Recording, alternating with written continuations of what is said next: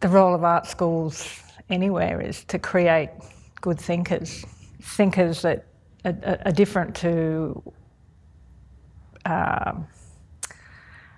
have a different quality of thinking, I think, that come out of more academic models of education. It's a peculiar type of education in art where it's much more hands-on, it's much more learning through doing, kind of more experimental ways of approaching things.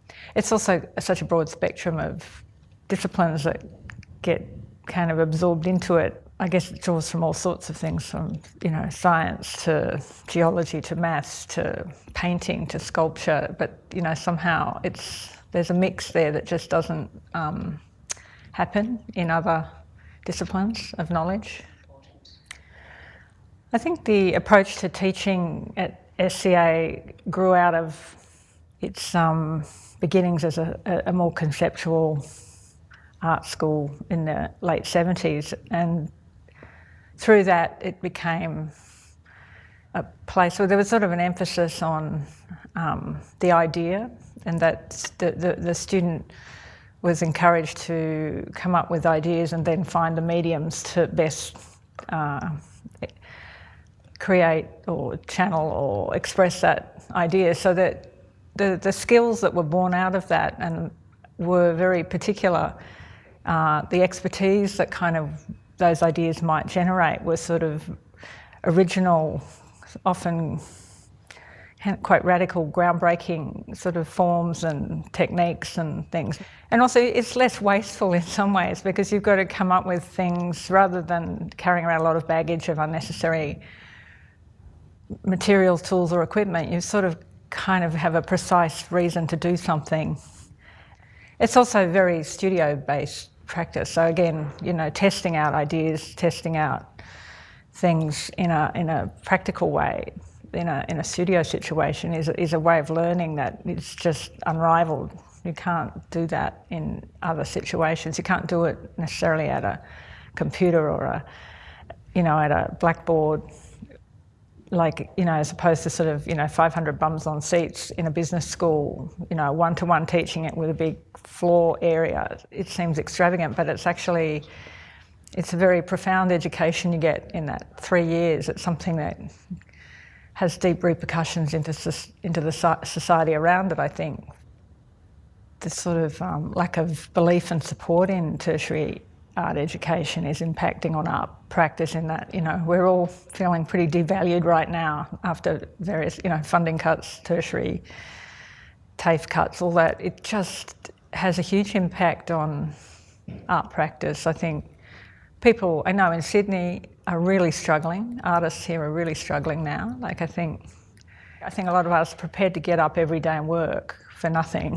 But when you're sort of you're actively being blocked and sort of set against, then it's really hard, I think. Sydney College of the Art has been, over the last few years, it's been sort of going through some sort of decline, apparently, with numbers dwindling of enrolments and things, and so got to a point where the university has decided to close its Callum Park site, and we were also threatened with a merger takeover by Uni of New South Wales, which fortunately has been canned, that idea, after much student protest and staff protest. So at the moment we're facing an uncertain future as we are fighting to stay in Callum Park, but the university's sort of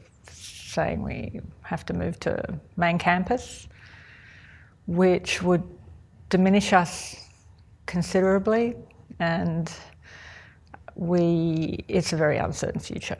Some of the reason why we've had a decline in student enrolments, I think partly it's to do with a lack of faith in it at a secondary level, but also I think our marketing's been really poor, and we have an extraordinary history of really great artists coming out of Sydney College of the Arts, and artist-run spaces. It's been a really strong tradition that artists from while they're still students, would set up exhibition spaces. I mean, it was just a thing that artists did. While they're still at art school, you'd set up a space. And I don't know why we haven't been capitalising on that currency more throughout the last sort of 10 years.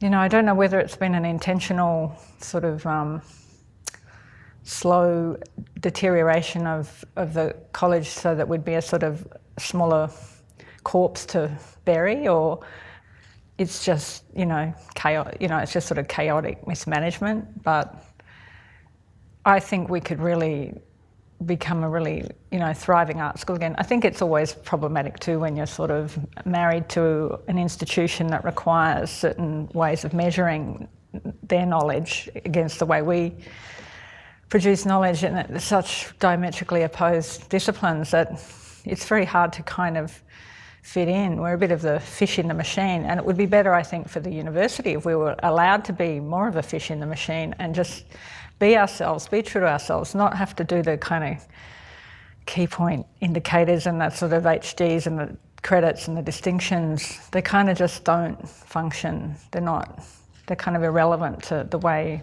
artists practice and the way you measure knowledge. I think artists' practice can be sort of seen if it, you know, it's clear when it's working and it's clear when it's not.